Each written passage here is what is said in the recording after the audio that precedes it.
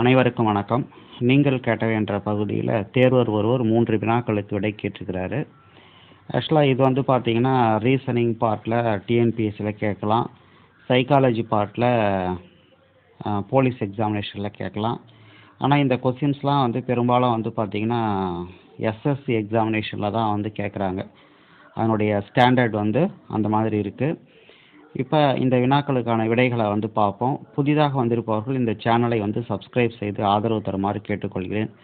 அதே போல் உங்கள் நண்பர்களுக்கு இந்த வீடியோவோட லிங்க்கை வந்து ஷேர் பண்ணுங்கள், அவங்களும் வந்து பயன்பெறட்டும். ஏன்னா நீங்கள் கேட்டவை என்ற பகுதி பார்த்தீங்கன்னா அவங்களுடைய சந்தேகங்களை தீர்த்து கொள்ள உதவும் ஒரு பகுதி தான் வந்து இது. அதனால் வந்து உங்கள் நண்பர்களுக்கும் வந்து ஷேர் செய்யுங்க. இப்போ ஃபஸ்ட்டு கொஸ்டின் என்ன அப்படின்னு பார்த்தீங்கன்னா, பின்வரும் கேள்வியில் கொடுக்கப்பட்ட மாற்றுகளில் இருந்து தொடர்புடைய எண்ணை தேர்ந்தெடுக்கவும். அதாவது 243, 578, 163, அடுத்தது வந்து கொஸ்டின் மார்க் இருக்குது. ஸோ இந்த மாதிரியான கொஸ்டின்ஸுக்கெல்லாம் வந்து பார்த்தீங்கன்னா பர்டிகுலர் லாஜிக்லாம் கிடையாது. சரியா, நாம் தான் வந்து கஷ்டப்பட்டு அந்த டைமுக்கு ஏதாவது லாஜிக் வந்து நமக்கு கிடைக்குதா அப்படின்னு சொல்லி பார்க்கணும்.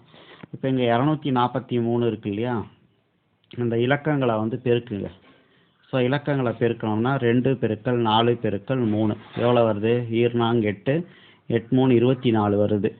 சரி, 24 ஸ்கொயர் பண்ணுங்கள். 24 ஸ்கொயர் பண்ணிங்கன்னா 24 பெருக்கணும். ஓகேவா?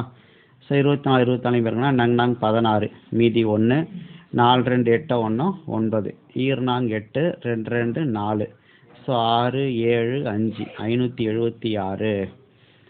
அந்த 576 கூட ஒரு 2 கூட்டுங்க. ஸோ கூட்டினா 578. அதான் வந்து இந்த இடத்துல கொடுத்துருக்குறாங்க. சரியா? அப்போ அதே போல் 163 இருக்கு இல்லையா, அந்த 163ல் இருக்கக்கூடிய 1ஐயும் 6ஐயும் 3யும் பெருக்குங்க. பெருக்குனா 18 வரும். ஸோ 18 ஸ்கொயர் எவ்வளோன்னு பாருங்கள். 18 ஸ்கொயர் வந்து 324.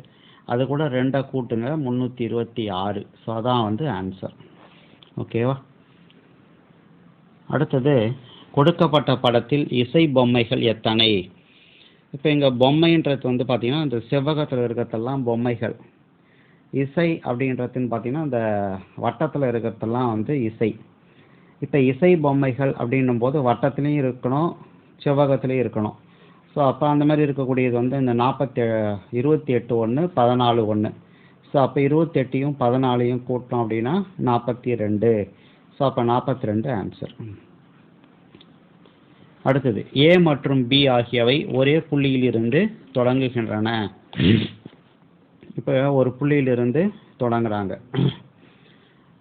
ஒரு சுழற்சி 8 கிலோமீட்டர் தெற்கே, அதாவது ஏ வந்து என்னன்னா 8 கிலோமீட்டர் தெற்கே போகிறார். ஓகேவா? அடுத்தது, பின்னர் அவளது வலதுபுறம் திரும்பி 5 கிலோமீட்டர். வலதுபுறம்னா கடிகார முள் திசை. ஓகேவா? So 5 kilometre. இப்போ இந்த இடத்துல வந்து ஏ வந்து வந்துடுறார், இங்கே ஆரம்பித்து இங்கே வந்துடுறார்.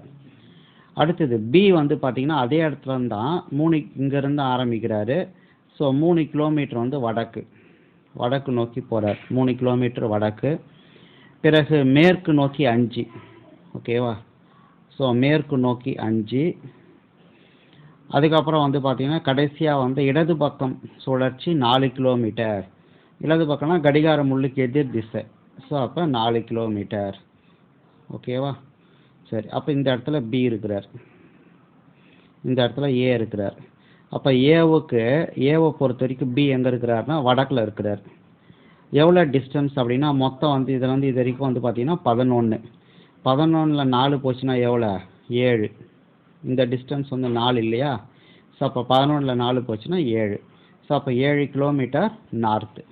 ஸோ அந்த டயக்ராம் போகிறப்ப நீங்கள் டைரக்ஷன்ஸ் ஞாபகம் வச்சுக்கோங்க. மேலே இருக்கிறது நார்த்து, ரைட் ஹேண்ட் சைடில் இருக்கிறது வந்து ஈஸ்ட்டு, கீழே இருக்கிறது வந்து சவுத்து, லெஃப்ட் ஹேண்ட் சைடில் இருக்கிறது வந்து வெஸ்ட்டு. ஓகேவா? ரைட், புரியுதா பாருங்கள். இந்த இடத்துல இருந்து ஏபி 2 பேர் ஆரம்பிக்கிறாங்க. ஃபஸ்ட்டு 8 கிலோமீட்டர் தெற்கு, அதுக்கப்புறம் 5 மீட்டர் வந்து வலதுபுறம் திரும்புகிறார். இது வந்து ஏ. பி வந்து இங்கேருந்து 3 கிலோமீட்டர் வடக்கு, அப்புறம் மேற்கு வந்து 5 கிலோமீட்டர், அதுக்கப்புறம் வந்து பார்த்திங்கன்னா இடது பக்கம் வந்து ஒரு 4 கிலோமீட்டர், கடிகார முள்ளுக்கு எதிர் திசை 4 கிலோமீட்டர். அப்போ இந்த இடத்துல பி வரார். ஸோ அப்போ ஏவை பொறுத்த வரைக்கும் பி எங்கே இருக்கிறார் அப்படின்னு பார்த்தீங்கன்னா 7 கிலோமீட்டர் நார்த், அவ்வளோதான். சரிங்களா? இதுபோல் உங்களுக்கு விடை தெரியாத கணக்குகள் ஏதேனும் இருந்தால் அந்த குறிப்பிட்டிருக்கக்கூடிய வாட்ஸ்அப் நம்பருக்கு அந்த வினாவை வந்து அனுப்புங்க. உங்களுக்கு விடைகள் வந்து அனுப்பி வைக்கப்படும். அந்த சேனலை சப்ஸ்கிரைப் பண்ணுங்கள், லைக் பண்ணுங்கள், இந்த பெல் பட்டனை ப்ரெஸ் பண்ணுங்கள். மற்றும் ஒரு வீடியோவில் சந்திப்போம். நன்றி, வணக்கம்.